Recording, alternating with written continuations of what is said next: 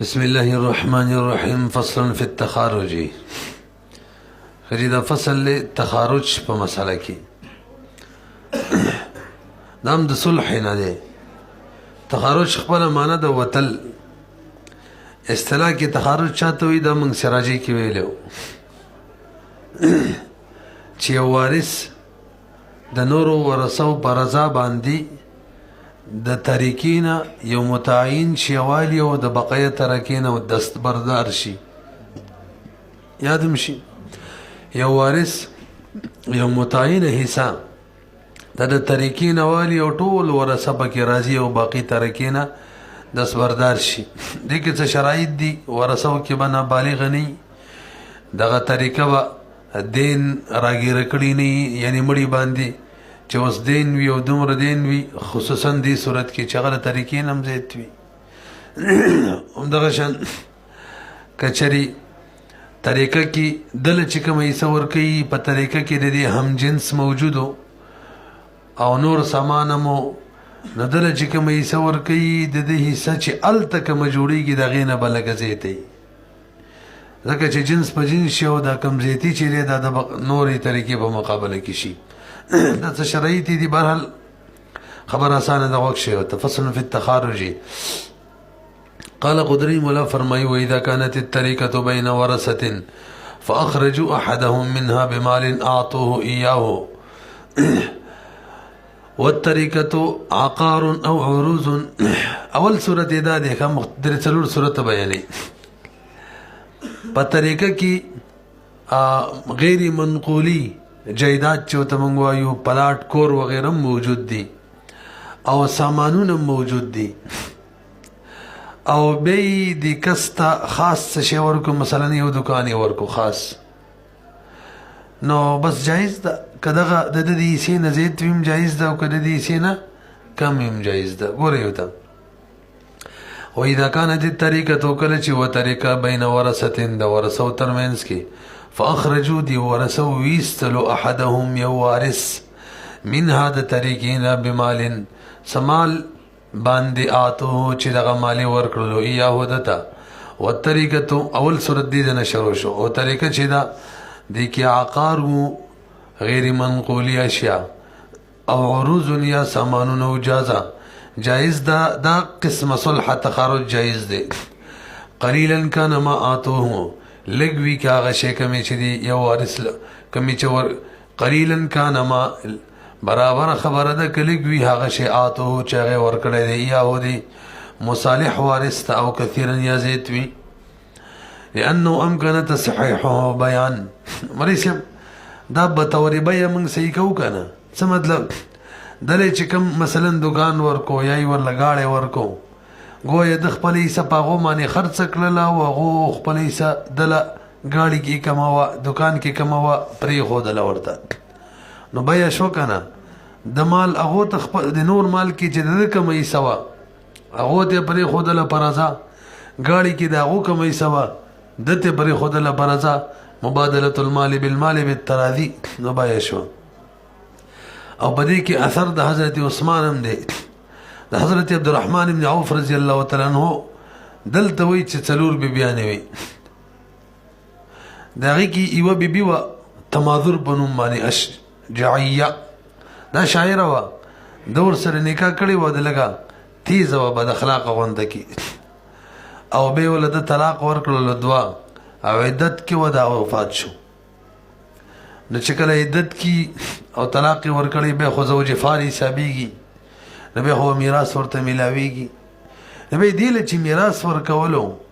نو اولاد موجودونو خزي ته سمن ملاويږي چې اولاد موجود وي که یو خزي سمن ک دوی ک درې ک سلوري نو دای خزو څلورو کی یو خزو ده او دیته تخارج اول بل خپل مسله کو قصه ورسته وکم کنه اول قصه ال کو وای ورکی کړه منګه د پیسو سره غم دي څونه پیسې ته پاتې وي. بهرحال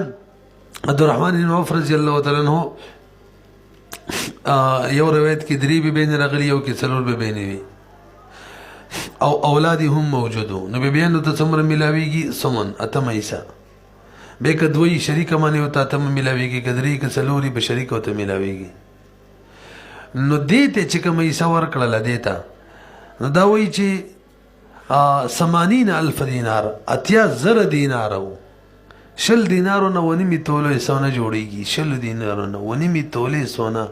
دا نه سونه جوړیږي. 100 نه خپل سوچو کې د 100 نه به څومره جوړیږي؟ 13 تولې نه د 80 نه 13 تولې، او به ورسره 37.5 100 نه جوړیږي. د 0 نه به څومره جوړیږي؟ د 2000 نه 10,000 نه 20,000 80,000 دینار نه به څو تولې سونه جوړیږي. خپل سوچو کوي 35 کیلو کو څومره ترسي تقریبا کیلو تک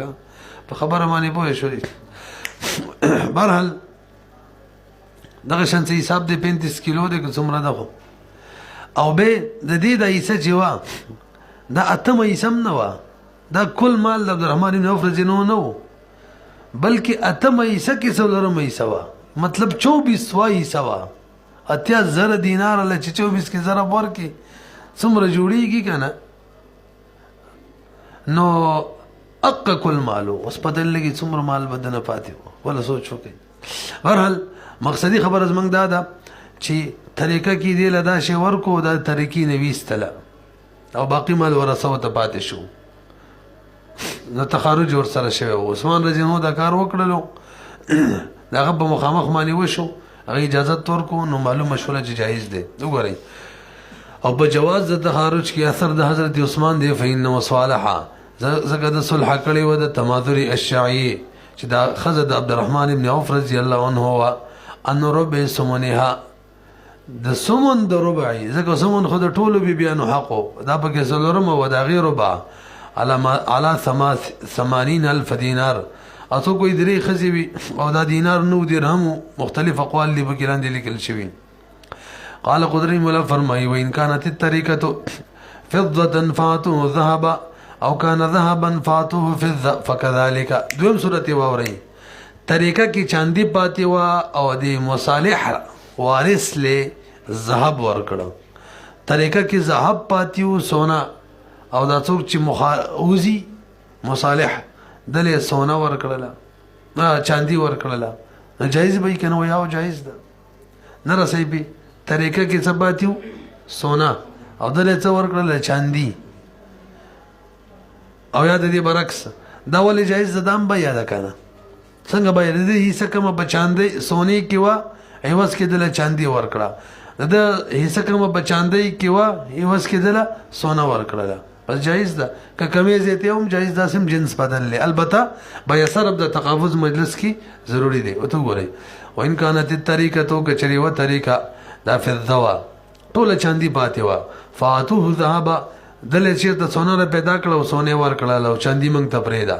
او کان ذهبه یا طریقه کې ذهبه و فاتوه ورکړه ده ته فضه فکذلک. نو دا هم جایز ده که لږ ورکړي که ډېر، ځکه جنس بدل دی. لأنه بیع الجنس بخلاف الجنس، ځکه بیع د جنس په خلاف الجنس ده. فلا یعتبر التساوي، دې کې تساوي ضروري نه ده. ويعتبر التقابض، البته مجلس کې تقابض ضروري دی. ولې کومه بیع ده؟ بیع صرف ده. لأنه صرف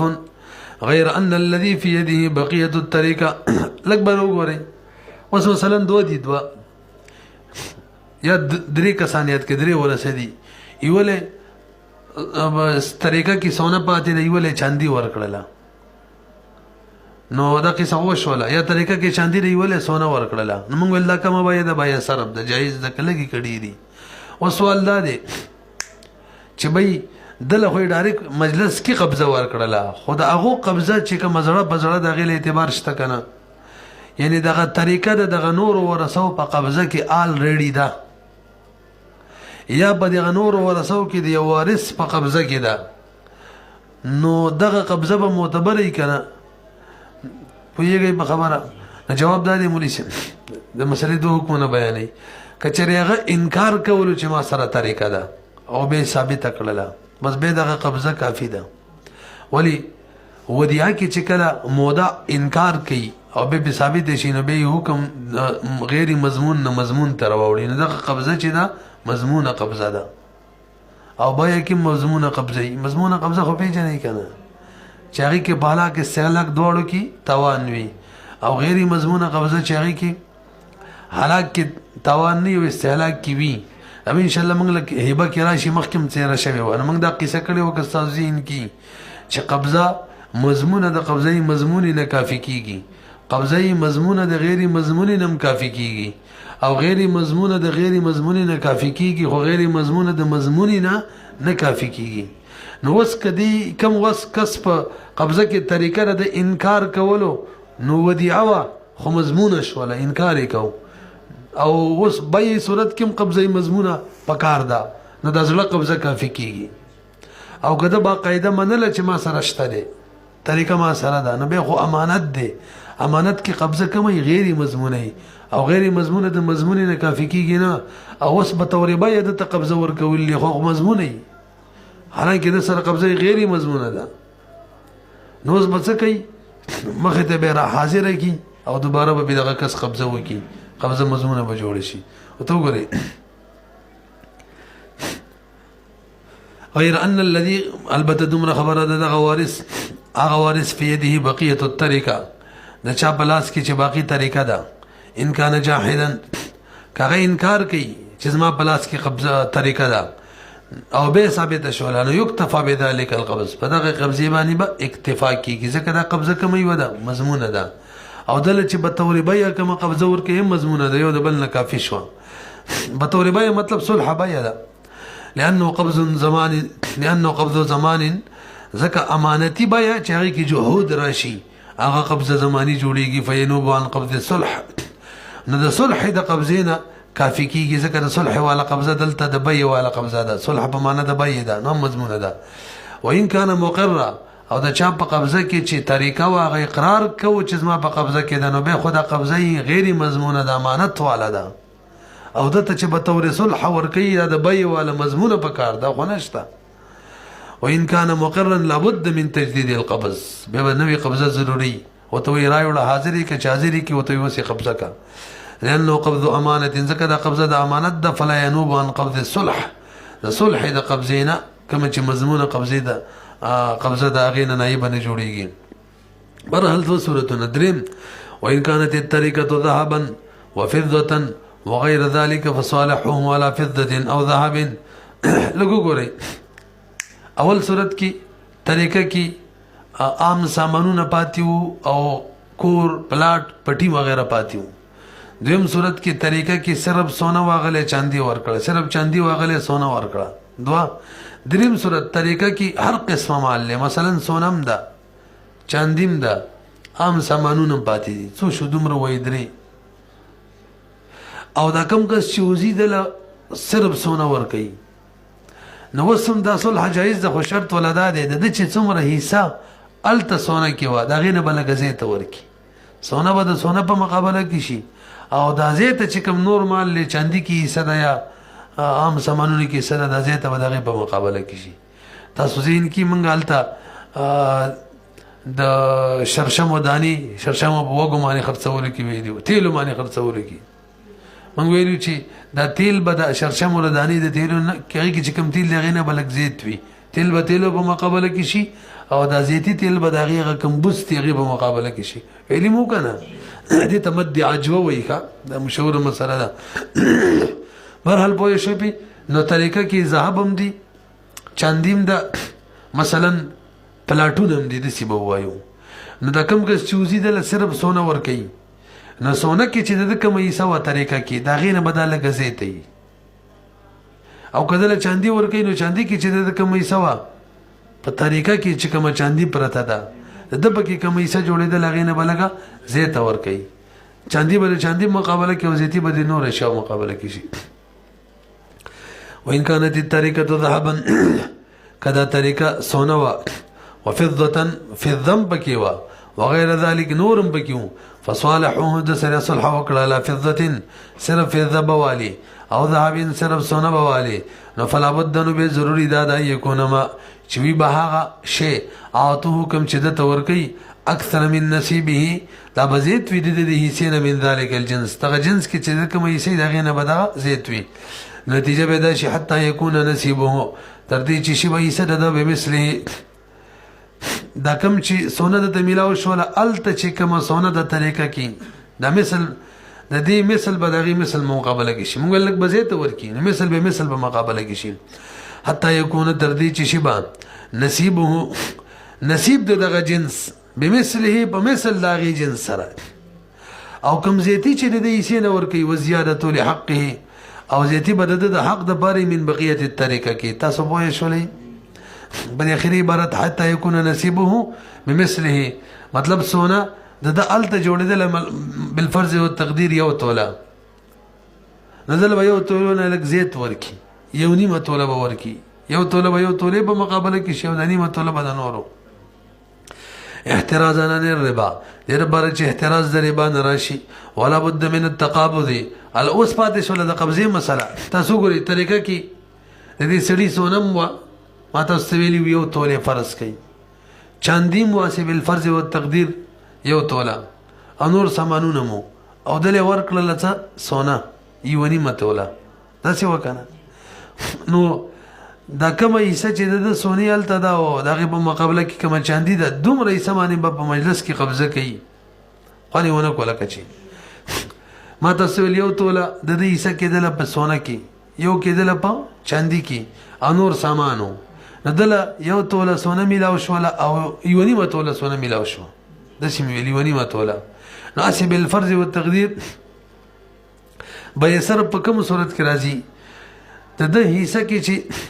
هلته کومه سونه چاندي وه او دله اوس صرف سونه ورکوي ونیمه توله داسې ده دې کې به یې صرف ده نو په دومره حصه کې قبضه ضروري ده او دته چې د نور سامان په عوض کې کومه سونه میلاویږي که هغې باندې قبضه ونه شوله نو ودې نه شي د پیسې کې څومره سونه وه یو توله او دله یو نیمه ورکړه که نه نو دې کې یو توله کې به قبضه ضروري شي بیا هلته مونږ چندین مثال کې ورکړه د خب مثال لکه آسان کوي بس مثلا په طریقه کې سونم پاتې وه د ده پکې یوه توله جوړېدله عام سامان هم پاتې اوس به مثال ښه آسان شي او دله ورکړله یو توله سونه او ورپسې نیمه ځای ته یوه نیمه توله پوه شوي پې نو دا به داسې کوي دا یو توله سونه خو د یو تولې سونې په مقابله کې ده او دا نیمه توله د عام سامان په مقابله کې ده نو یو توله باندې به قبضه مجلس کې کوي ځکه دې کې صرف ده باقي نیمه توله خو د نور سامان په مقابله کې ده هغې کې باید صرف نه ده دغه خبره کوي هسې موږ ده کړه ولا بد من التقابض قبضه ضروري ده فيما په هغه اشیاو کې یقابل نصیبه من الذهب چې هغه مقابل د دې حصې وي خو د ذهبو نه وي هغه هلته یا د فضه و نه وي لأنه صرف في هذا القدر ځکه هم صرف دغه قدر کې باید صرف ده ولو كان بدل الصلح عرضا اوس که چېرې په طریقه کې سونم د چاندیم د عام سامانونه هم دي خو دلې عام سامانونه ورکړه کتابونه یې ورکړل دا درواله د ویل ټیک د دا راکوي بس ماله نوره طریقه مه راکوئ بس بیا که لږه ورکوي که ډېرې جایز ده او که مجلس کې قبضه وکړي او که وي نه کړي جایز ده ځکه بیا به یې سره هم نه ده ولو كان بدل الصلح عرضا جاز مطلقا به مطلقا جایز ده لعدم الربا ځکه ربا پکې نشته دی بیا اقل که لږ وي او که ډېر وي قبضه وکړي او که وي نه کړي درې صورت شو څلورم ولو كان في الطريقة الدراهم والدنانير وبدل الصلح دراهم ودنانير ايضا جاز الصلح كيفما كان لکبر وری څلورم صورت طریقه کې دراهم او دنانیر دواړه او دلم په صلح کې دنانیر او دراهم دواړه ورکړه نو که لږو کډیرو جایز ده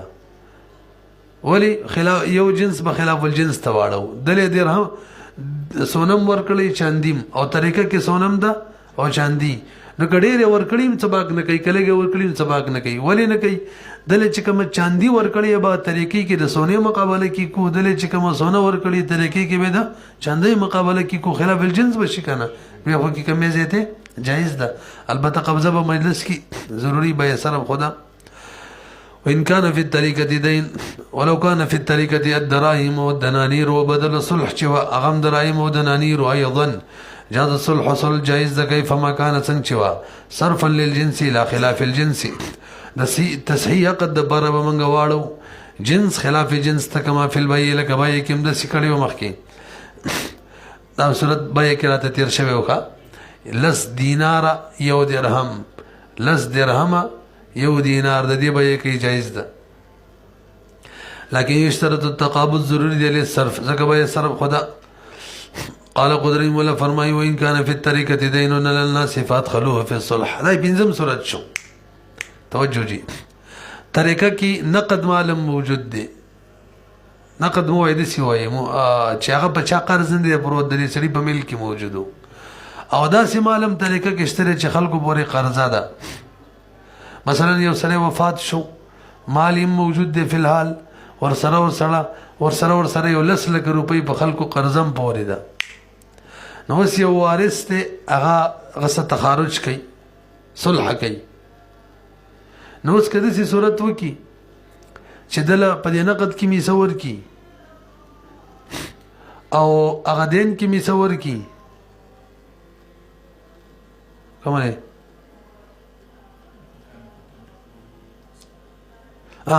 د سی وای په دې نقد کوم چې په الحال موجود دی دله په دې کې سور کی او د ته وای دی دین کې جستا کوم یې سره هغه مونږ ته پرېدا دا وای سیده نه دا صلح نه ده جایز. پوه شوي کنه به سړی وفات شو عام مالی موجود دی چې په چا قرضه نه ده فی الحال موجود دی او څه مال داسې دی چې هغه مثلا 10 لک روپۍ په چا قرضه ده. نو کده ته ویل چې لکه تا بارکو دا مال درواله او باقی چې کم دین مین دی به موږ ځان لره وباسو او دا باقي مال به موالو دی ویل صحیح ده. نو دا طریق دا صلح نه ده جایز. ولی اصل کې د دین په دې قرضدارانو باندې چې کوم قرض پورې دی د دم په کیسه ده نور ورسوم ده او دا د دین خپل حصہ په نور ورسو باندې خرڅي بدله کې دی مال لی او من قاعده ویلی و چې به یو دین علی غیر من علیه الدین دا جایز نه ده. چا باندې چې دین وی دغه نه علاوه په بل چا باندې دین خرڅول دا جایز نه. دلته خو په ورسو باندې خرڅي او دین پورې په بل چا دی. پوه نه شوي بي وګورئ وان کان فی الطریقه دین کچری طریقه کې دین ول الناس په خلکو فادخلوه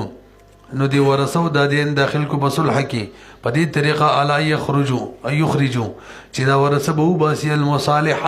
دا مصالح به باسی انه د دیننا ويكون الدين لهم او دین بل دی وشي فصلح باطل دا صلح باطل ده وللان فيه ذکر بدی صلح کی تملیک الدین مالک جوړول د دین دی من غیر من علیه الدین غیر دا غشانه چامانه چې دین دی من غیر من علیه وهو حصه المصالح د مصالح حصہ ده اپ مدیونین باندې ده او ورثه مالک جوړي ورثه مالک جوړي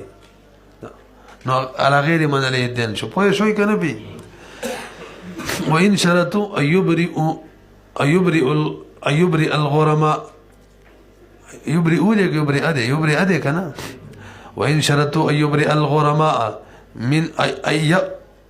يبرأك يا ربس يبرأ الغرماء منه ولا يرجو عليهم بنسيب المصالح فصلح جائز. وليس بدي پنځم صورت د پاره هلي د جواز ذکر کړي. تاسو پنځم صورت باندې پوه شئ وای کنه دغه د عدم جواز وجه باندې پوه شئ وای. صورت لګبه ووري طریقه کې موجوده معلوم دي او یو لسلکه بچا قرضم دی او د یو کس ته وی ته د مال درواله موجوده ستا کومه حصه په قرضه کې دا به موږ ځان لره وباسو موږ ویل دا جایز نه ده. د دې لپاره اوس یو هیله جوړوي. هیله دا ده چې ورثه دې سړي ته ووایي چې ستا کومه حصه د دین ده بس هغې کې ته غرما بري که مدیون بري که او طالب موږ د دې کیسه درکو بس هغې کې ته بري که طالب ښځې ته حصه ده هغې بدله کې بل لکه ځې ته هم درکو دا وایي ټیک ده نو دا جایز شو لکه پوهېږئ پې لږ وګورئ. وان شرطو که چرې ورثو شرط ولګولو ان یبرأ الغرماء داسې وایي چې بري بشي غرما منه د مصالح د طرفه هغې حصه به ختمه شي ولا يرجو او دا احد الورثه برجوم نه کوي عليهم بغرماء باندې منګ هم تینا لستایسا بنصیب المصالح باندې برجوم نه کوي فصلح جائز. ولی د خپل حصه د مصالح خپل حصه د قرض ای معاف کړله لانه اسقاط ځکه دا اسقاط د خپل حصه ساقط کړل د دین او هو تملیک الدین یا چا باندې دین و د دې حصه هغه مالکان جوړ کړل چې تاسو شوله یا دی کی تملیک د دین دی ممن هغه څوک مالک جوړول دی علیه الدین چا باندې چې دین او دا جایز ده دا یو هیله شوله. وهذه هیله الجواز واخرى بل هیله دا ده ان يعجلوا قضاء نصيبه متبرعين بل صورت دا دی چې دې کس ته وایي به یې ستا حصه موږ تاله فورا درکو د عام مال کې هم دله حصه درکو دین کې چې د کومه حصه ده هغه تاله موږ نقدو کې درکو او دین چې کله رالی موږ به د هغې نه وصولي وکړو دا هم جایز ده پوه شولې پې د دین د حصې مالکان دي ونه جوړوي بلکې دین چې کله را حاصل شو بیا به تاسو بیا ځان له والئ داسې نه چې د هغه په قبضه کې ستاسو شو دا ورته نه وایي وګورئ وهذه حیلة الجواز واخرى بل دا ده ان يعجلوا چې دا ورثه په جلتۍ ورکړي قضاء نصیبه یعنی جلتي وکړي په پوره کولو د حصې د خپل حصه ور پوره کړي متبرعین تبرع ورسره کوي زموږ ستا کم دین دی هغې څه به ګورو نو دا دواړو صورتونه جایز دي خو فی الوجهین ضرر لبقیة الورثه په دې دواړو صورتونو کې باقي ورثو ته ضرر دی پوه شوي به بې که نه چا ته ضرر دی څنګه ورته اول صورت څه چې لکه ستا د دین ته یې څه ښه پوره واله ستا دین کوم حصه د مدیون بري کا نو هغه دین خو د دې ورثو حق جوړېدلو ځکه د هغې په مقابله کې دله زیاتې مال زیاتي ورکړی دی او ورثو حق هم داسې ساقط شو او د دویم صورت کې دله مال فی الحال زیات ورکو ځکه هم حق جوړېدلو هغې نه ولا زیات ورکو او د دین کې کوم حصه دا چې کله میش پس کال پس راوځي بیا به هغې نه دي خپله وصولي کوي نو د هغو حق شاته شو که نه شو دواړو صورتونو کې ورثو ته ضرر دی یو بل صورت مزیدار دی هغه ذکر کوي والاوجح هغه دا دی ما ته لږ متوجه شي په دې موجوده مال کې د دې مصالح کوم حصه دا اوله ورکړي او باقي غلس لکه دین کې کوم حصه جوړیږي نو دا ورثه داسې وکړي چې هغې عمره حصه دې مصالح له قرضه ورکړي خپل طرفه دا قرضه درواله بیا دا ورته وایي چې زما په دغه مدیون باندې کوم حصه د قرض د حواله در کوم بیا تاسو زما د ځان دپاره زما د طرفه وصول کوي حوالې په طور باندې نه رسوي پې زما په هدایت باندې قرضه ده که هدایت په خالد ده او هدایت حواله راکړي چې لکه خالد نه ځان له وصول که خالد راځي صحیح ده که نه ده دلته هم صحیح ده نو قرضې دې مصالح له ورکړله د ده کوم حصه په مدیون باندې وه دیو ته حواله ورکړله چې تاسو کومه قرضه په ما پورې ده زما د مدیون سره زما کم دین د هغې نه وصول کوي دا به جایز شي او ډایرکټ به یې وصول کړي لاس په لاس ولوجه هغه دا ان یقرضو چې دا ورثه قرضه ورکړي مصالح ته مقدار نصیبه د هغه د حصې په مقدار باندې ویصالحو او صلح ورسره وکړي اما وراء الدین د دین نه علاوه کم مال دی که نه هغې کې وصل وي دا درواله ویحیلهم او د مصالح حواله ورکړي دیو تعالی استفای نصیبه چې تاسو زمان حصه هغه را حاصله کوي من الغرماونه نو دا جایز شولی ولو لم تاسو پوه شوئ که نه مجموعه پنځه صورت شو که شپږم صورت ولو لم یکن فی الطریقة دین واعیانها غیر معلومة وصلح علی المکیل والموزون شپږم صورت لږ ګورئ که طریقه کې دین نو طریقه ټوله موجوده ده خو آیان غیر معلوم دي پته پکې نه لګي چې کیلی وزنی اشیاء شته پکې او که نشته طریقې پوره پته نه لګي په دومره باندې پوه شوي او د مصالح دا کم چې بار کوي دله کیلی وزنی شی ورکوي دا درواله او تبار شه نو جایز ده که نه دی که دوه رایې دي یوه رایې دا ده چې دا جایز نه ده او یوه رایې دا ده چې جایز ده څوک چې وایي جایز نه ده ولې نه ده توجه بی دله کیلی شی ورکوي مثلا غنم ورکوي داسې ده که نه او طریقه کې کیدای شي غنم هم وي موږ ویل طریقه نه ده معلومه کیدای شي کیلي او وزني پکې او کیدای شي پکې نه وي نو دله ورکړه غنم او کیدای شي غنم پکې صحیح شو بیا چې غنم پکې کیدای شي دله چې کوم غنم ورکړي دا زیات وي دا کم وي او یا مساوي وي دا غنم سره کوم چې طریقه کې د پیسې کې دي د هغې سره مساوي وي یا کم وي نو بیا خو جایز نه شوله مدیاجوي د قیسې په وجه ولې د دې حصه چې کم غنم واخو د هغه غنم په مقابله کې شو که مساوي او که کم وي د هغې نه هم کم شو نو دا نوره طریقه کې چې کم سامان دی هغه بلا عوضه ورثو ته لاړ او دا پکې داسې پاتې شو نه رسوي پې دا خو باید ده که نه مثلا 10 من غنم پکې و 10 ورثه دي دله 1 من غنم ورکړه د دې حصه هم 1 من والته هم څه ورکړه 1 من نو دا کم نور مال دی که نه هغه دی و مصالح ورثو ته پرېښودلو بلا عوضه او کدل نی د یو من کې دل نیم من ورکړه بیا خو صفا سود دی دا احتمال مشتري کې شي د حصہ د یو من ورکړه د حصہ د یو من نه څه کمای نه به خو غنم بغنمو کې شی وزيتي به د نور مقابله کې شی به جایز شي خو بهرحال احتمال به کې درې بار لیکن وسوي دا نه د جایز دوی مې راي والا ورته وي مړه دلته شبهه ربا نه ده بلکې شبهه شبهه ده څنګه ګوره دوه شبهې دي چې په دې طریقه کې کیلی او وزنی شي کېدی شي وي کېدی شي نه به چې کله وزنی کیلی شي وي دله چې کم وزن ورکړي کم کیلی ورکړي دي نو به په کې احتمال لګیږي چې دله کم ورکړي دا زیات وي نو به خو جایز شو او کله چې مساوي کم وي نه دی جایز نو شبهه رااله او شبهه چې هغه ناروا نه بلکې شبهه ناروا وګوره ولو لم يكن في الطريقه دين طریقه کې دین نشته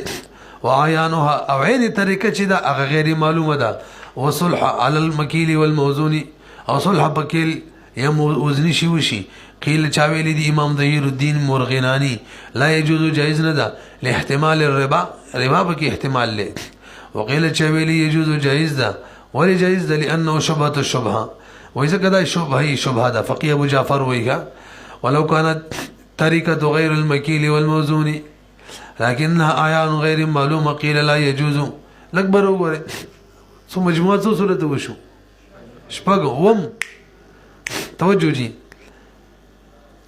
طریقه کې وزنی کېلی شي نه البته معلومه نه و طریقه چې کم شي دی کېلی وزنی شي پکې به دلته شي ورکو مثلا کېلی شي ورکو وزنی شي ورکو به جایزي کنه نو چا ویلی دام نه د جایز ولی وېدا خو بیا ده د وزنی شي مثلا کېلی شي غنم ورکړه وزنی شي نن سبا غنم وزنی شي وی غنم ورکړه او د یوس کې طریقه کې خپلې صبر خودله نو لګه د کډیرا نو دا وزنی شي سمن شو د چکم شپري خودله م بیا ده خو مجبور شو دا څومره سره پته نه لګي پوهیږي او څوک چې نه جایز ده دا راځي دی ولی جهالت د مبي الا ناروای بیا فاسدی چې هغه مفصل المنازعه جوړیږي دلته مفصل المنازعه نه جوړیږي تاسو پوهیږئ وته وګورئ دا نن موږ درس کې ویل لا ينكر تغير الاحکام بتغير الازمان زمانه چې بدل شي احکامو کې تبدیلی کیږي د دې انکار نشي کېدلی هغه کې دا مثال هم دی هغه وجه دا چې دلته اصل علت مفصل المنازعه ده کوم عرف کې کوم زمانه کې مفصل المنازعه صورت جوړېدل فاسد به کوم عرف کې چې نه جوړېدل لکه نن سبا عرف کې چې دې صورت کې دی جائز به ولو كانت الطريقه غير المكيل والموزون طریقه کې کېلی وزنی شنو لكنها اعيان لیکن دومره دا چې اعيان وکا یعنی دین من پکې نو او دا اعيان چې غیر معلومه نقيل چاوي لا يجوز نه جائز صلح لكونه بيان ذکر دا صلح بيدا او بده کې د مجهول شی بیا را دي اذ المصالح عنه عين ذکر مصالح عنه چې کوم شي چې صلح حقيقي طریقه بقایا دی هغه عین دی او هغه مجهول دی هغه بیا جوړیږي هو الاصح انه يجوز سيدا جائز ده لانها ذکر کوم جهالت چې لا تفضيل المنازعه دا جګړې ته سړی نه رسي جګړې ته لقيام المصالح عنه في يد البقيه من الورثه ذکر مصالح عنه چې دی د بقایا طریقه یادي دا د باقی ورثو بلاس کې پری خودل کیږي چې د تاسو ته پاتې اما تاسو ته ویلو کنه جهالت په اثباتاتو کې لانجه کې اسقاطاتو کې دلته خو اسقاط کې تاسو ته دي پاتې دغه په قبضه کې او ته بس پاتې دي درته او جهالت کله لانجه جوړي چې کله اثباتي مطلب یو سړي له څور کوي څومره ورکو لانجه جوړيږي دلته خو ته پری خودل دي دغه په قبضه کې وی لأن الطريقه چې دا کوم دي لقيام المصالح عنه ځکه قائم دی هغه مال د کم نه چې صلح وشولا في يد البقيه د بقيه ورثو من الورثه د ورثو پلاس کې دی وان كان على الميت دين مجموعه وسوره شو کنه اتم وان كان على الميت دين مستغرق لا يجوز الصلح ولا القسمه وسکه بمړي باندې دین دی او دا دومره دین دی چې کومه طریقه پاتې ده دا غینم زیات دی طریقه چیرته د 10 لکه روپو د قرضه په 15 لکه ده مثلا نه به دیو یو کس له څه ور کوي خاص هغه د طریقې نه بار کوي یعنی تخارج کوي ونه د جایز نه رسې پی ولې دا طریقه خود دیو اصل کې ده نه بلکې دا د چا ده دا خود داینینو حق دی میراث خلص تقسیمی کې ول دی نه دا کولی وان کان علی المیت دین کچری په مړی باندې دین وی دا سیدین مستغرقون چاغه ټوله طریقه راګیره کړی وی لا یجوز صلح نه جایز اول قسمونه تقسیم جایز دی لئن الطریقه چې دا لم يتملك هل وارث مالک نه دی نصالی و ان لم يكن مستغرقا لا ينبغي او کچری دین وو کدا مستقل صورت شنو ټول جوړ شو نه هم جوړیږي کنه نه هم ده کنه کدین وو خلګ ټوله طریقې نه راګیره ولا طریقه د لسل ګربو ودین بنځل کو نو به وای لم يكن کشری نو دین مستغرقا ټوله طریقې لا راګیرون کې نو به جایز ده خو مناسب نه ده چې یو تخارج کی یو بار کی نو وی لا ينبغي اي صالح او مناسب نه ده چې صلح وکي ما لم يقضوا دينه ترسوچی د مړي قرض نه اخلاص کړي لتقدم جهه الميت ځکه د مړي قرض خلاصول د مړي حق پوره کول دي او د ورثونه د مړي حق پوره کول دا مقدم دی لکه کفن د فنچو وکه ویری کنه ځکه مقدم جهاد د میت ولو فعلوا کوي کی یو سره صلح وکي نو قالوا مولان ویلی دی يجوز جائز ده وذكر الكرخي في القسمه انها لا تجوز امام کرخی رحمه الله تقسیم دینه کوي تقسیم نه دی جائز استحسانا وتجوز قياسا استحسانا نه دی جائز البته قياسا جائز دی خجی وجه سره چې کله په طریقه کې دین وي نو دغه دین د مړي حق دی دا پوره کول اول ضروری دي ولاندې پوره کړو کوي او قياسا صحیح ده ولی بای ایوه ترکه چې دا کنه امر دین نه خالی کیږي او کته اوس تقسیم نه کې دین پوجا سلانجه بشي لګ لګ دیونو کې خلق تقسیم کوي نو قیاس وي ورکی که بس جایز شو پوه شولې به